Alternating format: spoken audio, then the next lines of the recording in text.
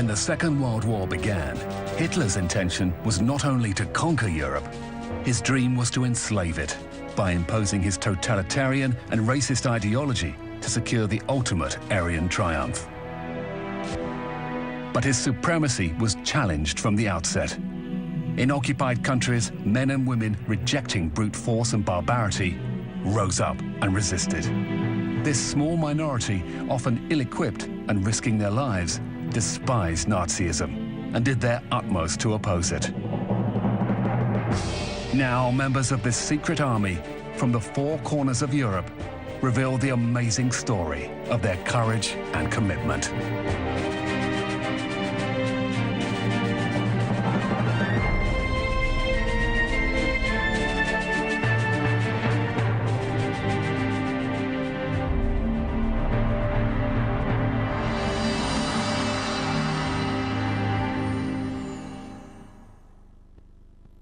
Ja, det skjedde våren 43.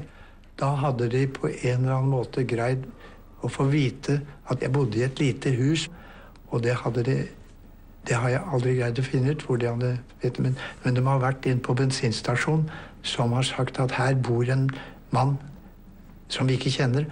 Han går og legger seg klokken 11 om kvelden her når etter vi har gått, og så går han igjen før vi kommer om morgenen. Det er mystisk. Så har en av disse varslet det norske politi først, har det gått til tyskerne, at nå tror vi at der er Sønsteby. Vi har fått det. Så setter de vakt i huset. Dette ante ikke jeg, så jeg kom inn sent på kvelden. Så når jeg kom der, så synes jeg at natten før, så hadde jo jeg blendet veldig nøyaktig. Så jeg fikk en underlig følelse at det sitter noen der.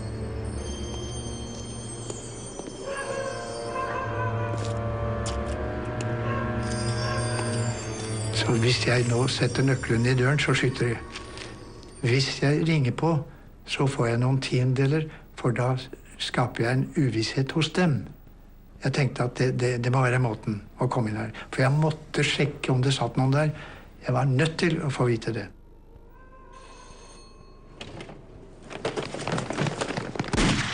Og 3 mann skyter, og 3 mann bomber, og hele var det. Nå hadde de mitt riktige navn, og det hjalp betydelig på å forsøke å få tak i meg. Det første de gjorde var å reise opp til Rjukan, mine foreldre til min far, og sier til ham at hvis ikke din sønn stopper, så blir du arrestert. Vi tar deg som gissel. Og heldigvis hadde jeg snakket med min far på forhånd. Dette kan skje, sier jeg. De jævlene kommer til å gå akkurat dette med represalier på uskyldige mennesker. Nå skal de plage dere hvis ikke jeg slutter. Men så svarer han meg at jeg skal ta min jobb, og du får ta din. Hans jobb ble 2-3 år i fengsel på Grini.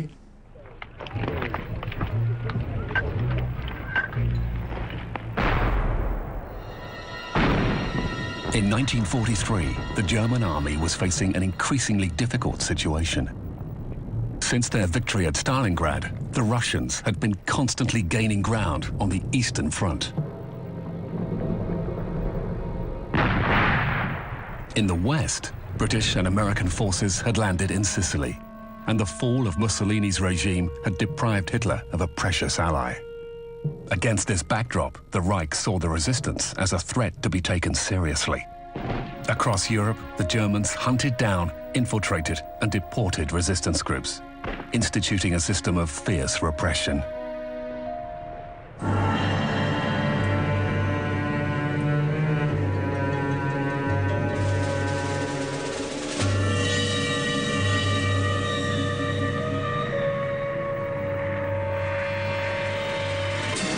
Ever since 1940, Churchill's Special Operations Executive, or SOE, had been training agents from all over Europe to support the resistance in occupied countries. It was on one such mission in early 1943 that John Earl was parachuted into the Balkans. Our drop went all right, but there was another parachute which contained my personal belongings, and that parachute did not open. So for weeks, I can't remember how long, I was going around in parachute overalls, not in a proper uniform, and of course no change, no toothbrush or anything like that. We were a funny sight, really, traveling through the Serbian countryside, because SOE had provided its agents with radio sets inside suitcases, which was all right in Paris, perhaps. You wouldn't be noticed. But in the nobody had seen a suitcase in the Serbian countryside. They carried their things around in wicker baskets. And so there we were with this suitcase, and the radio ran on accumulators. So we had to carry a supply of several heavy accumulators. The accumulators had to be charged, so we had a little charging engine, and the charging engine consumed petrol. So we had to take a supply. We took some German-type jerry cans of petrol. 3 ponies at least we needed to carry all this stuff. And we joined the unit, which was the partisan 21st Division, they called it, the unit that was due to move north. In Yugoslavia, the resistance was born in the mountains in 1941, partly from Tito's communist partisans and partly from the Chetniks, the remains of the Royal Yugoslav Army, who were under the command of Mihailovic. In the early stages of the conflict, both factions tried to cooperate to repel the Axis invaders. But whereas Tito had a revolutionary dream, Mihailovic wanted to restore the established pre-war order. With British backing, the Yugoslav king in exile in London appointed the leader of the Chetniks his Minister of War. British aid was channeled to Mihailovic. The British had sent in originally officers to the Chetniks of Mihailovic, but a lot of his people, a lot of his local commanders were just local war leaders or bandits and so on, and he had no real authority over them. And many of them, they wanted to get arms wherever they could, so they accepted arms from the Germans and they accepted arms from the Italian fascists while there was still a fascist government in Italy. And they started fighting everyone else, and they fought particularly the partisans. In one particular case, I remember interrogating a Chetnik prisoner who they had gone down into a small town near there called Blace, and a German ambulance had come full of weapons and ammunition and given it to the Chetniks. This Chetnik commander accepted the arms and then called his men out on parade and said, "We have received these rifles and ammunition from the Germans. For every 50 rifles that we have, we will use those against the partisans. The other 50, at the end of the war, use them against the Germans." But Churchill's priority was to beat the Germans. So in 1943, after studying reports from SOE men on the ground, he changed his mind and switched the supply of equipment to Tito's partisans. As a refugee in London, King Peter II now had to recognize Tito as the new leader of the Yugoslav resistance. In a radio speech, he called upon the Chetniks to join the communist leader's ranks. Nekdo me je poklical pred hišo, nekje na dvorišču. Pridi noter, kralj govori. Pridem v tisto sobo in slišim nekaj besed, samo nisem dobro razumel. Jaz sem bil takrat namreč v borbah s komunisti na Bukoviku ranjen v to uho in sem zgubil uho. To mi Bobič počel Bobnič in sem slabo slišal že od takrat. In mi potem oficir, ki je poslušal zraven, mi pripoveduje to kralju. Mi smo začeli jokati. Jaz sem začel jokati. Torej, mene je izdal moj vrhovni komandant zaradi kraljeve odločitve. Oficiri so delali samomore.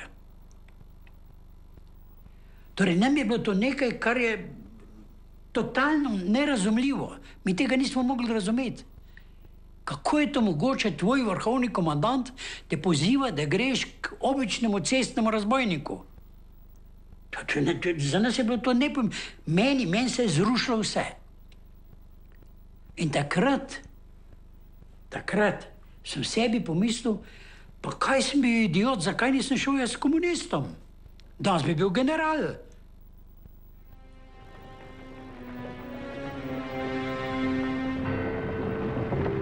The objectives of my mission was twofold. Firstly, to support this partisan detachment and organize supply drops for them.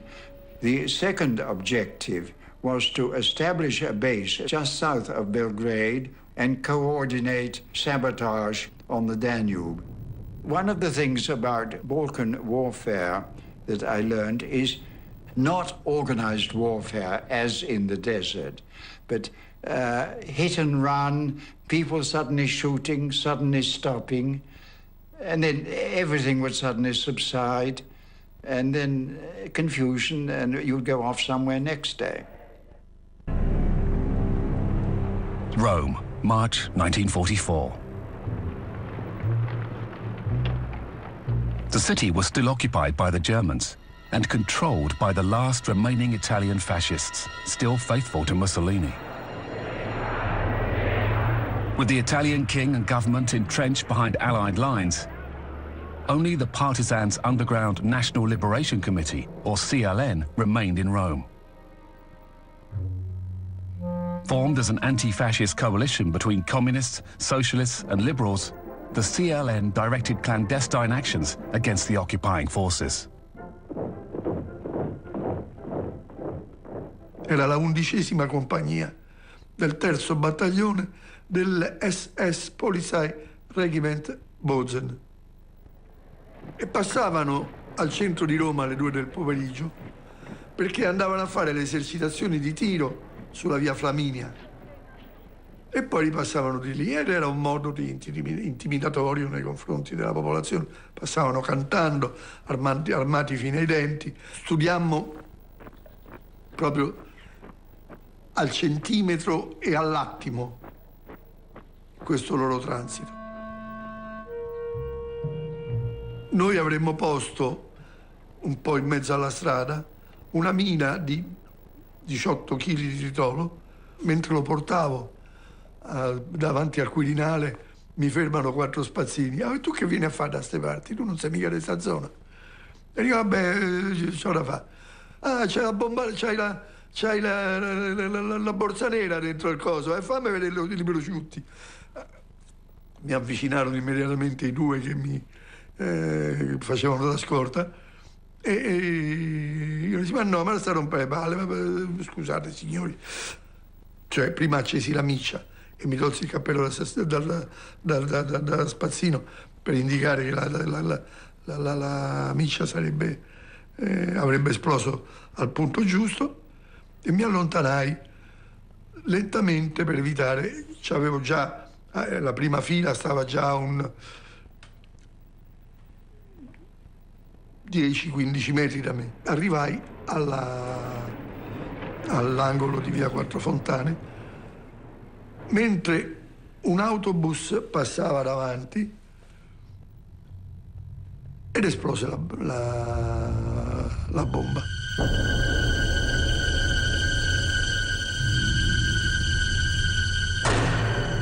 The attack in the Via Rasella on the 23rd of March 1944 killed 33 Wehrmacht soldiers. In reprisal, the Germans took 335 men hostage, moving them the following day to the Ardeatine caves on the outskirts of Rome. There, the SS methodically assassinated them with a bullet to the head. More than 10 hostages for each dead German soldier. Guardi, noi sapevamo benissimo che potevano esserci rappresaglie. E del resto noi siamo delle reclute della resistenza in Europa, siamo arrivati per ultimi, ma sappiamo bene come facevano i tedeschi e anche come lo facevano certi italiani. Sappiamo che mostri sono stati i fascisti, qualsiasi fosse la loro nazionalità. Quindi sapevamo che avevamo contro dei mostri che avrebbero potuto fare queste cose, ma la libertà vale di più. In their fight against the resistance, the Nazis had established a code of reprisals that could mean as many as 100 executions for each German soldier killed. Such extreme responses were meant to intimidate the local population and stop resistance fighters from acting. The Nazi policy sparked controversy between the various strands of the resistance.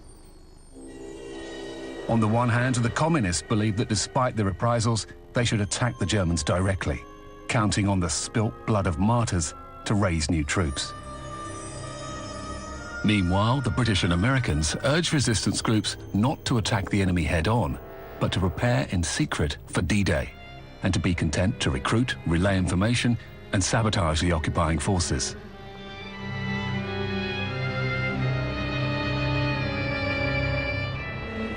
In the midst of these fierce reprisals, Robert Maloubier, an SOE agent in France, was directed to retrieve some equipment parachuted in from London and distribute it between various local resistance groups.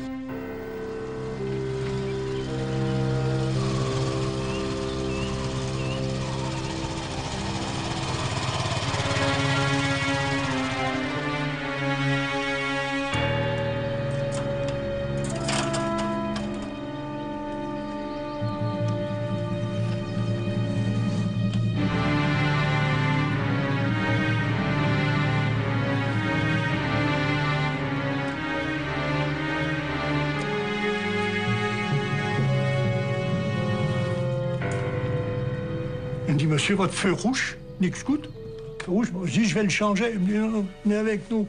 Elle a fait le genre. J'ai dit, alors là, je suis cuit.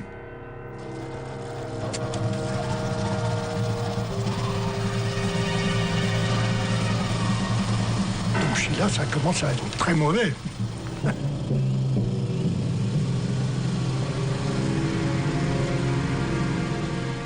On est arrivé sur la place. Alors j'ai fait semblant d'avoir une panne de frein, donc la voiture est partie à droite, je suis parti à gauche. Il est tombé par terre en hurlant comme un porc qu'on égorge, et moi, tagadagadagadagada.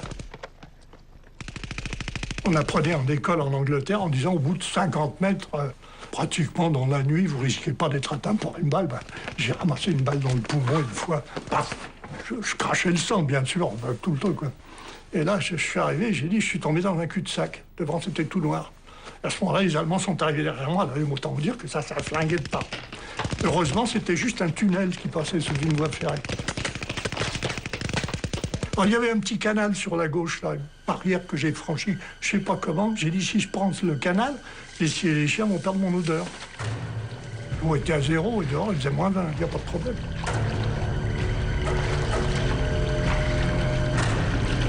Je suis arrivé sur la rive, et puis là, j'ai eu un trait de génie, comme j'ai toujours des traits de génie, parce que je suis un génie, mais il ne faut pas le dire. Simplement, je me souviens, j'avais fait des exercices du même genre, de poursuite, pendant mon entraînement, si vous voulez. Et j'avais remarqué que, bien souvent, je pouvais très bien se cacher à pleine vue, que généralement, les poursuivants vont toujours battre les buissons autour, etc. Effectivement, les chiens, je les ai entendus, ils ont perdu ma trace, et les Allemands sont mis à fouiller tout le buisson, mais ils ne sont jamais regardés. Et à ce moment-là, bonheur, le Halifax est arrivé. J'ai entendu ouin, ouin, ouin, ouin, ouin. Donc à ce moment-là, les sirènes d'alerte, etc., nos gendarmes sont partis pour se mettre à l'abri. J'ai été sauvé. Puis là, je suis mort. Je suis mort complètement. Là. Je suis mort. Je me dis, bon, ben adieu, j'ai le truc. Je savais très bien qu'il y avait une balle dans le foie, dans le poumon. En plus, probablement les intestins, j'avais aucune chance d'en sortir. Ouf, je suis mort. Je suis réveillé à 5h du matin. J'étais dans un cercueil de glace. Vous savez, quand on sort, ça fait tic, comme dans les dessins animés. Clic, clic, clic, clic. Je suis sorti de ma glace, je suis vivant. J'ai été rapatrié en Angleterre. Le médecin qui m'a vu m'a dit, oh, ben, vous avez eu de la chance, hein. Vous avez pris un bain froid, ça vous a fait du bien. Vous n'avez pas fait d'hémorragie interne, c'est ce qui vous a sauvé.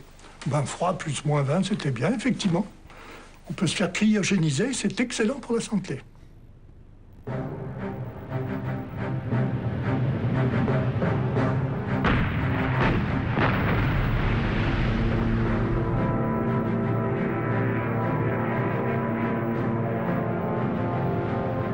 On the 6th of June 1944, the Allies landed in Normandy, opening the Western Front Stalin had been demanding, and catching the Germans in a pincer movement. In Italy, the Allies liberated Rome on the 5th of June. But the German forces were able to retreat in good order. They fell back to the ridges and summits of the Apennines, which formed a formidable natural wall. There they established a new line of defense, the Gothic Line.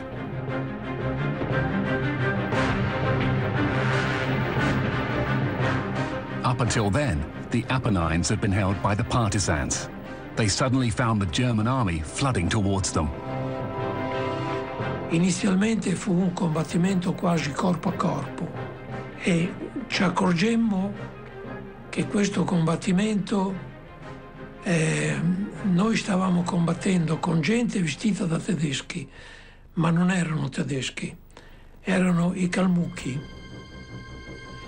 Erano truppe che erano state, uomini che erano stati assorbiti nell'esercito tedesco dalla Russia orientale, io penso. Questi qui, in modo anche scriteriato, uscivano allo scoperto attaccandoci e a un certo momento stavamo anche per soccombere, perché questi qui, a prescindere dagli uomini che cadevano a ondate, ci attaccavano. E io ebbi un ordine dal comandante di brigata e poi raggiungere un costone, sfinito dalla stanchezza, io insomma mi trovai davanti dei tedeschi. E per me era la fine.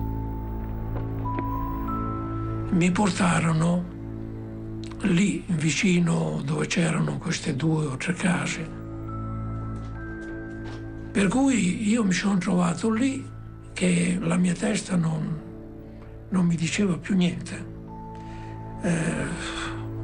Ero rassegnato perché sapevo che insomma ero andato lì per fare la guerra, quindi la prospettiva di morire anche ammazzato era nel complesso delle cose. Solo che questo voleva delle risposte da me, perché guardandomi e scrutandomi mi disse: tu bandite, loro ci chiamavano bandite a noi partigiani, e io non gli risposi niente. E lui aspettò un attimo, poi disse per la seconda volta: tu bandite, proprio facendomi così con la mano. Al che, non essendoci la mia risposta, mi veniva fuori sangue dal naso e dalla bocca di aver picchiato la tavola sul bordo del tavolo, e io ero lì per terra che non riuscivo a respirare, con la testa che mi girava, e non riuscivo a muovermi, non riuscivo. E sentii questa parola, caput, di farmi fuori. Infatti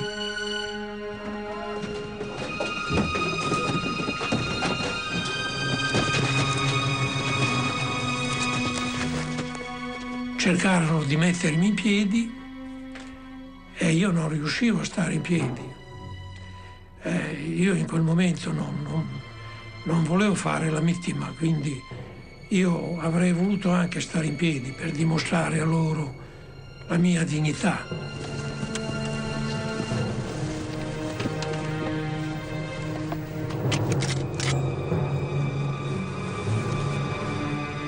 Io non so se trascorse 2 secondi, 3 secondi, non so quanto tempo trascorse, ma probabilmente fu propizio e destinato a salvarmi la vita. Nel momento in cui questi 2 tedeschi stanno mettendo la pallottola in canna, dietro di me una voce come che desse ordini. Per cui un attimo dopo io vidi davanti a me questi 2 soldati che stavano per fucilarmi sull'attenti e questo ufficiale che li interrogava guardando me. Furono tutte mie congetture. Io forse capii, quel maresciallo era uno, pensai che questo qui avesse magari un figlio della mia età a casa.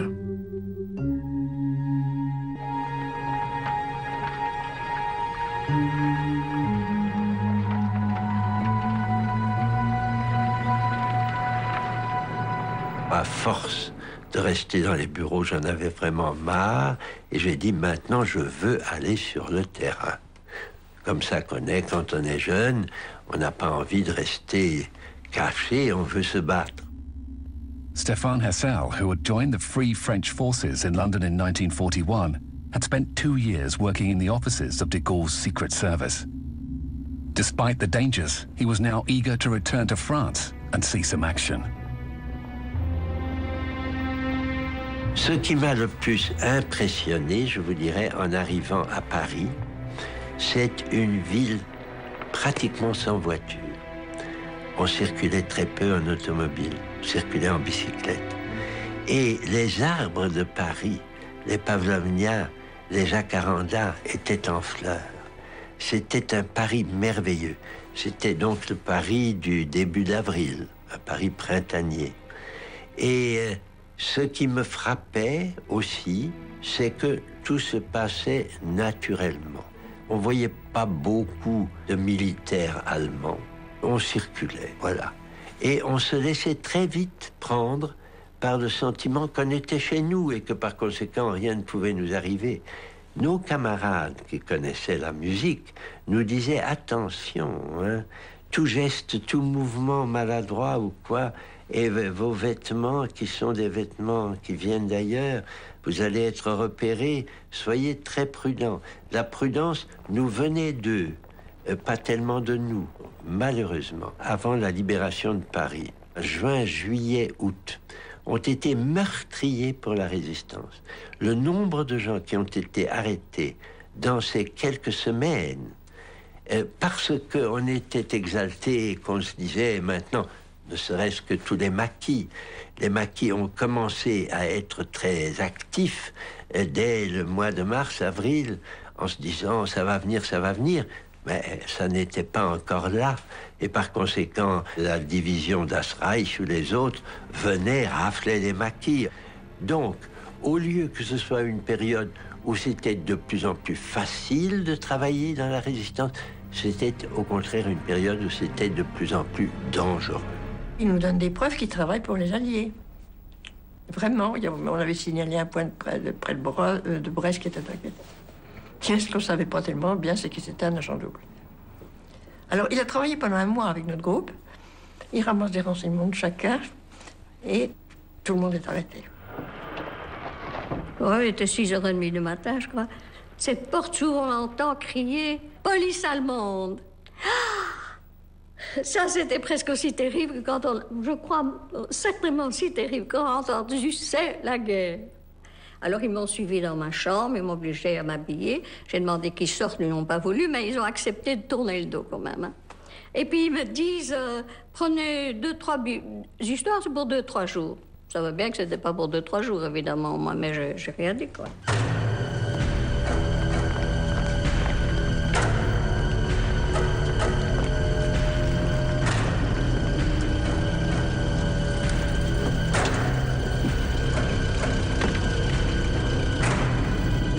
Et alors, en montant la rue, elle n'était pas encore à sens unique, je vois un voisin, un grand invalide de 14-18 qui travaillait déjà dans son jardin. Et alors, je lui fais comme ça. Évidemment, les Allemands m'ont regardé, hein. Et alors, il me disait tout le temps, « Ah, vous riez, mais vous ne rirez plus longtemps. » Je disais, bon, en attendant, je ris. Ouais. Je me trouve donc dans mon petit bureau avec Couture et Brun. Et je leur dis, qu'est-ce qu'on a comme contact aujourd'hui? Et ils me disent, il y a un contact très embêtant, c'est ce pauvre Bambou qui a été arrêté, qui a besoin de papier. voilà, on a quelque chose, on peut lui donner des papiers, et même on peut lui redonner un quartz pour qu'il redevienne opérationnel comme radio. Mais le rendez-vous est pris au Café des Quatre Sergents, coin du boulevard Raspail et du boulevard Edgar Quinet, dans l'après-midi. Bon, je dis à Jean-Pierre Couture, n'y va pas, tu as d'autres rendez-vous, si on peut faire quelque chose pour lui, on en parlera, mais laisse-moi aller seul, on va voir ce que ça donne. J'y vais, je le vois, il m'attend, nous montons ensemble au premier étage de ce petit bistrot qui existe toujours.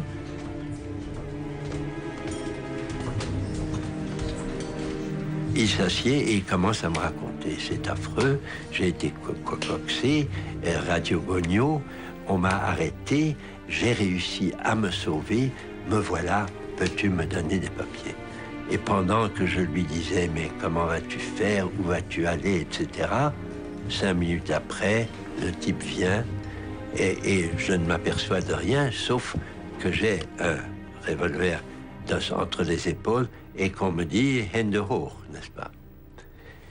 Alors ça, c'est évidemment le genre d'expérience qu'on a heureusement pas souvent dans la vie. J'ai tout de suite compris que j'avais été trahi par ce radio et par conséquent, je n'ai plus rien à lui dire et je me suis laissé embarquer dans la voiture de la Gestapo qui m'ont emmené directement avenue Foch.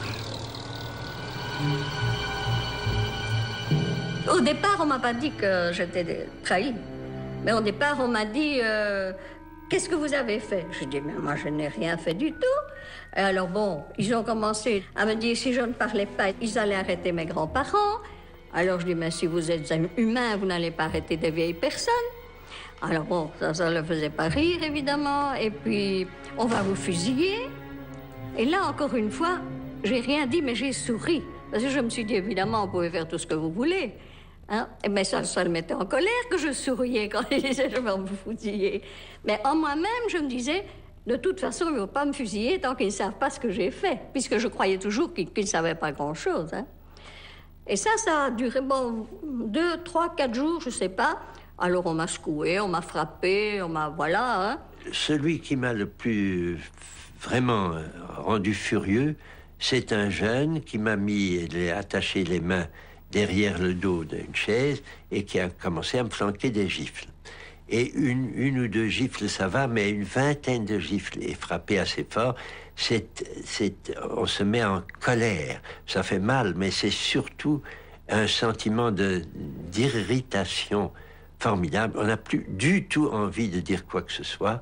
Je n'ai donc rien dit, mais il était convaincu que j'étais le fameux Gréco qu'on cherchait et que l'autre avait dit que j'étais, naturellement. Nous savons d'où vous venez de Londres, il faut nous dire qui vous voyez ici, et la première chose, il faut nous dire l'adresse où se trouve votre siège à Paris.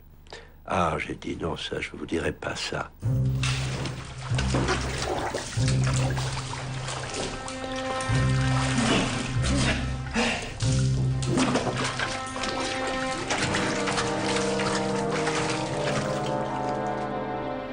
On a fait venir un type, on a ouvert la porte. J'ai vu ce monsieur, il avait le chapeau mou, c'était la mode à l'époque, hein, le chapeau mou.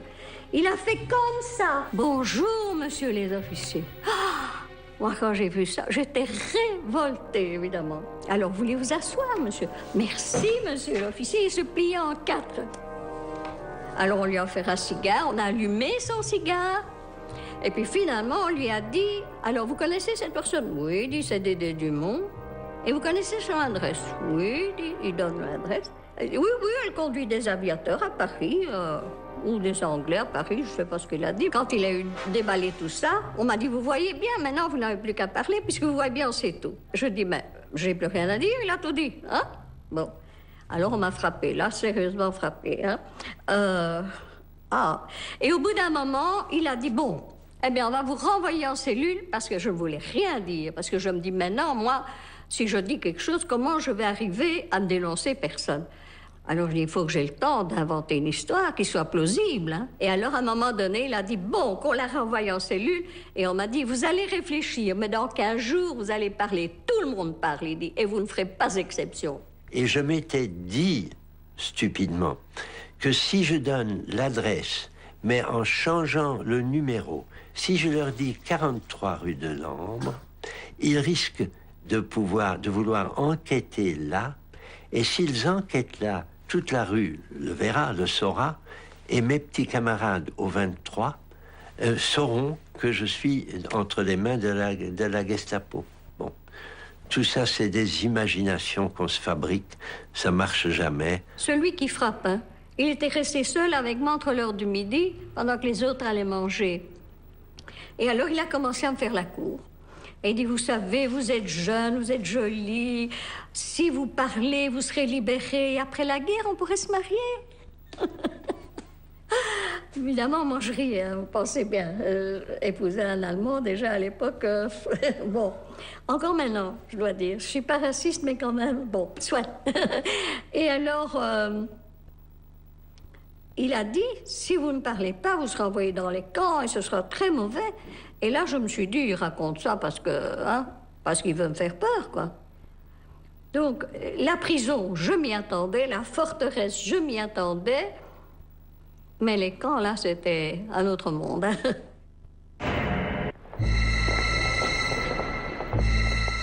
On the 7th of December 1941, the head of the SS, Heinrich Himmler, had issued instructions to the Gestapo for dealing with the resistance. The Night and Fog Decree read, "For those guilty of crimes against the Reich or against the German forces in occupied territories, our Führer believes that a sentence of life imprisonment or hard labor sends out a message of weakness. The only possible deterrent is either the death penalty or some measure that will leave the family and the rest of the population uncertain of the fate of the offender. Deportation to Germany serves that purpose. All enemies or opponents of the Reich, all persons representing a danger to the security of the German army, must be deported, transferred to Germany, and disappear in absolute secrecy." Et on est arrivé à Essen. Et là, les hommes, nos hommes, faisaient la haie. Et mon papa faisait la haie avec les autres. Et pour la première fois, j'ai eu une mauvaise intuition. Je me dis, je ne vais pas l'embrasser parce que le lendemain matin, on m'empêchera de le voir. Dans mon idée, on allait repartir ensemble. Hein. Et alors demain, je pourrais peut-être lui parler, parce qu'ici, il n'y avait pas moyen de parler. Et c'est la dernière fois que je l'ai vu.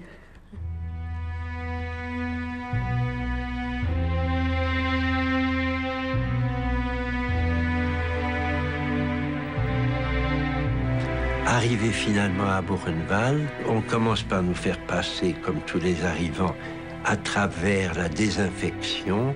On nous enlève nos vêtements, on nous met sous des douches, on nous donne des vêtements des déportés, rayés et tout ce qu'il faut, et on nous emmène dans un bloc, le bloc 17 de Buchenwald. C'est quand même un bout de chemin entre le train et Ravensbrück, donc on a dû marcher. Mais bon, on était encore plus ou moins solide, ça a été. On a marché jusque-là.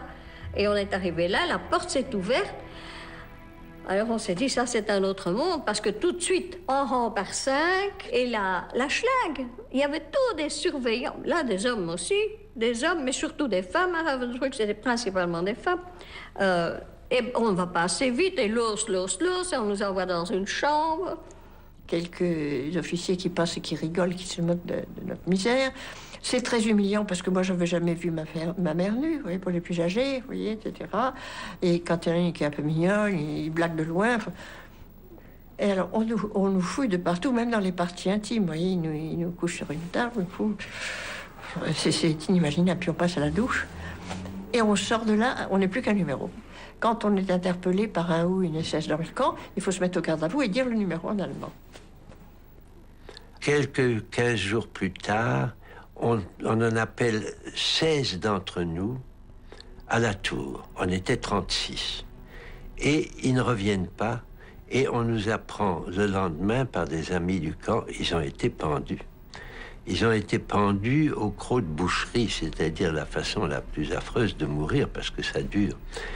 Et puisqu'ils ont été pendus, il y a bien des chances que si vous êtes là, c'est que vous êtes probablement vous aussi des condamnés à mort et qu'on attend pour vous l'ordre d'exécution qui viendra de Berlin. De kampcommandant, als we daar zijn aangekomen, en die heeft gezegd, u kunt hier 1 winter overleven, geen 2. U moet niet denken dat u het kamp hier kunt ontvluchten of weggaan. U kunt het kamp alleen verlaten langs de schoorsteen van het crematorium. Dat was daar afgrijselijk. In these concentration camps, the deportees were slaves of the Nazi war machine. The SS hired them out to large local industrial firms. The manpower cost nothing, made no demands, and could be renewed indefinitely.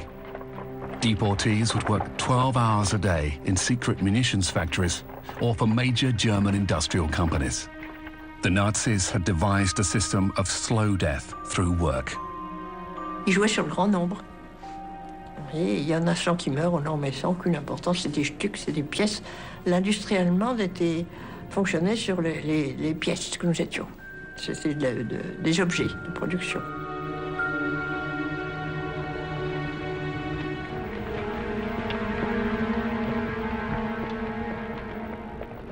Als we van het werk kwamen en naar de appelplaats gingen, voordat we het avondbrood kregen, het avondmaal kregen, moesten wij naar het appel en werden we geteld. En moesten de doden die gedood waren door SS doodgeslagen worden. Die gestorven waren van uitputting, die gestorven waren omdat ze in slaap gevallen waren van oudere mensen. En die waren doodgevroren. Moesten wij mee gaan zoeken of meenemen naar het appelplaats. En werden die ook voor onze barak gelegd. Hè. Want hetzelfde aantal van 's morgens moest ook hetzelfde aantal zijn 's avonds. Doden en levenden. Vi fik et stykke rugbrød og noget erstatskaffe om morgenen, og stod altså i lange køer, inden vi blev sendt ud på arbejde. Og så fik vi noget roesuppe om middagen, og med lidt kødtravler i, og så igen lidt roesuppe eller en splat te om aftenen. Vi fik vel 1600 kalorier per dag, men det faldt til 600 kalorier om dagen. Når man sulter, så begynder man at spise af sine egne væv. En intern kannibalisme. Og det er først alle depoter af fedt, der forsvinder, og der dannes ikke nye celler. Det vil sige, sår vil ikke hele, håret vil ikke vokse. Ja, det blev så indledningen til den fase, som endte med at ramme hjernen. En apati, som er det karakteristiske symptom. Den apatiske fange, han kan ikke længere drømme om fortiden. Han kan ikke se sine forældre for sit indre øje. Han kan ikke drømme om sin kæreste eller sådan. Han kan heller ikke drømme om befrielse og alle de kager, han skal spise, og alt den dejlige mad, han skal spise, når han kommer hjem igen. Hver tidsfornemmelse er forsvundet. Det er ikke bare dagene, for der er ikke noget, der hedder ugedage, der er ikke noget, der hedder helligdage. Men der er knap nok noget, der hedder dag og nat, så vi oplevede evigheden som en forbandelse. Og det havde en fransk fange givet vældig godt udtryk for ved på den hvidkalkede mur i fangegården med kul og store bogstaver havde skrevet Hic mortui vivunt, det er latin, her bor de døde. With the Red Army advancing swiftly on the Eastern Front, some camps were evacuated by the Nazi High Command. In early March 1945, some of the inmates of Ravensbrück were transferred to the Mauthausen camp in Austria. The convoy took 5 days to cover the 800 kilometers. Finalement, c'est arrêté, on a dit tout le monde descend. Il y en a qui étaient morts déjà, mais il n'y avait pas de quai. Donc c'était très haut, c'était bien, je crois, bien haut comme ça. Alors moi, je me dis, bon, sportive, je saute. Eh bien, je suis tombée, toutes mes articulations pliées. Toutes mes articulations pliées. Je n'arrivais plus à me tenir debout. Donc j'étais comme ça, enfin bon. Mais si on ne se relevait pas tout de suite, les Allemands tiraient, ils vous abattaient. Donc je ne sais pas par quel miracle, je me suis relevée. Et peut-être qu'on m'a aidée d'ailleurs, ça je n'en sais absolument rien. Et on s'est mis à marcher, mais il y avait ça de neige. Et alors on devait prendre un chemin qui montait vers le camp. Le camp était sur une butte, donc on était en rang par 5. Quand il y en a une qui ne savait plus marcher, on la mettait à l'écart, on la battait. Et malgré ça, eh bien, moi, j'ai admiré la beauté du lieu. Il y avait cette neige, il y avait un ciel merveilleux plein d'étoiles, il y avait clair de lune, il y avait ces sapins verts. Et dans le fond, là, il y avait une rivière qui serpentait. Et avec la lumière de la lune, ça faisait comme un serpent d'argent. On était heureux d'être dehors, et même malgré le froid et tout ça. Bon, mais c'était très dur. À un moment donné, moi, je ne savais plus respirer. J'étais comme ça, je ne trouvais plus mon souffle. Enfin, vous ne pouvez pas comprendre, mais vraiment, je ne pouvais plus respirer. Et je me suis dit, je vais me coucher dans la neige, ils vont tirer, ce sera fini. Et alors, c'est très drôle. Encore maintenant, je me dis, mais comment j'ai pensé ça? Et j'ai entendu une voix qui disait, à un moment, votre fille, elle a été abattue sur la route. Et je me suis dit, on ne peut pas lui dire ça.